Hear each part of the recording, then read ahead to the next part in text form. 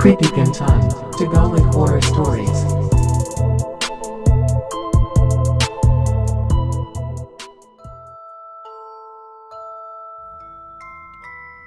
Magandang araw po, Sir Vince. Ako nga po pala si Junel. Nais ko lang po sanang ibahagi sa inyo ang naging karanasan namin ng aking kapatid na si Reynald nang magpunta kami sa isang probinsya. Hindi ko nababanggitin kung saan ang probinsyang iyon. Pero nang panahong iyon ay katatapos pa lang ng renovation ng isang tulay na nag-uugnay sa bayan na iyon patungo sa kabilang bayan. Nakagisnan na ang isang kwento sa bayang iyon patungkol sa nasabing tulay. Nung panahon daw na ginagawa iyon ay maraming bata ang nangawala at mayroon pa raw nakasaksi na ginagawang alay sa binubuong tulay ang mga nawawalang bata. Kaya daw ganun na lamang ang takot ng mga magulang noon kapag nagsisimula ng sumapit ang dilim. Sa totoo lang, natawa na lang kami ni Reynald sa kwentong iyon dahil mga engineer student kami at wala pa kaming narinig na kailangan mag-alay ng dugo ng isang bata para lang tumibay ang pundasyon ng isang tulay. Pumunta kami doon dahil sa anyaya ng aming kaibigan na pamangkin ng punong barangay ng lugar na iyon. Nagtagal naman kami ng ilang araw doon. At doon na nga namin nalaman ang kwento ng tulay. Hindi talaga kami naniniwala sa kwentong iyon. Sa tingin ko nga ay gawa lamang iyon ng mga hindi sibilisadong isip ng mga taong taga roon. Sa huling araw namin na pamamalagi doon, ay inimbita pa kami ng punong barangay sa isang salo-salo. Pero nahiya na lang kaming tumanggi. Kaya pinaunlakan na lang namin ang paanyaya ng punong barangay. Gawa na rin ng buyo ng aming kaibigan. Sa totoo lang ay kailangan na naming makauwi ng gabing iyon. Dahil plano naming sorpresahin ang mama namin sa kanyang kaarawan kinabukasan. Lagpas 10:00 na ng gabi nang magpaalam kaming aalis na.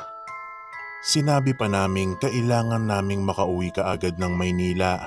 Dahil nga sa plano naming surprise party kay mama. Agad na kaming sumakay sa aming kotse. At napagpasyahan naming ako na ang magdadrive. Dalawa lang kami noon ni Reynald na babalik ng Maynila. Dahil yung kaibigan namin ay next week pa daw luluwas. At susulitin muna niya ang bakasyon. Malapit na kami sa tulay nang mabanggit ni Reynald ang kwento ng matatanda doon. Kaya sinabi ko namang siguradong panakot lang yon ng mga magulang sa mga anak nila noong unang panahon para hindi na gumawi doon ng mga bata dahil delikado nga naman at baka mahulog ang mga ito. Eksaktong nasa bungad na kami ng tulay na bato nang biglang tumirik ang aming sasakyan.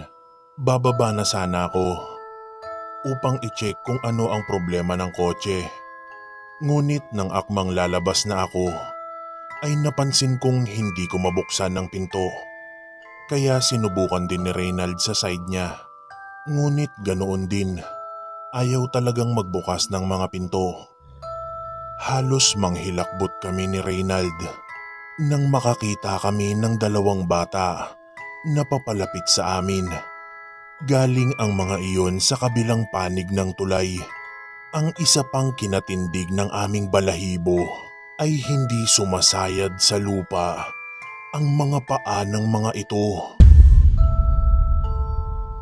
Huminto ang dalawang bata sa tapat ng aming kotse. Nakatingin lamang ang mga iyon sa amin. Nadagdagan pa ang nararamdaman naming kilabot nang ngumiti ang dalawang bata. Sa mga ngiting iyon ay umagos ang sariwa at mapulang dugo sa halos mapunit nilang mga bibig. Kahit nanginginig ay sinubukan kong i-start ang kotse. Ngunit ayaw, kaya sinubukan kong muli. Pero ayaw talaga. Halos panawan kami ng ulirat nang makita naming nakadikit na ang mga dugo ang mukha ng mga ito. sa windshield ng kotse.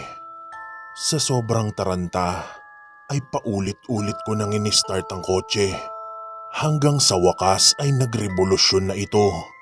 Kaya pinaharurot ko ang sasakyan. At hindi ko na napansin kung ano ang nangyari sa dalawang bata. Hindi ako tumigil sa mabilis na pagmamaneho.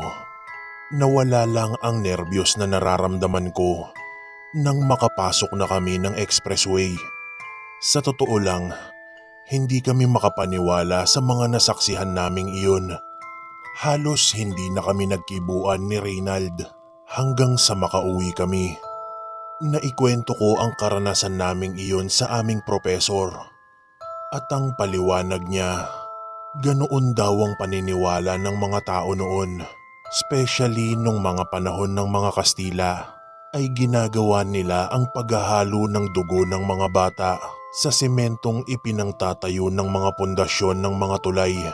Pero ang mga kwento daw na iyon ay nagsalin-salin na lamang at wala pa daw nakapagpatunay kung totoo ba ang mga iyon. Pero sa aming dalawa ni Reynald ay sapat na ang mga nasaksihan namin upang paniwalaan ang mga kwentong iyon.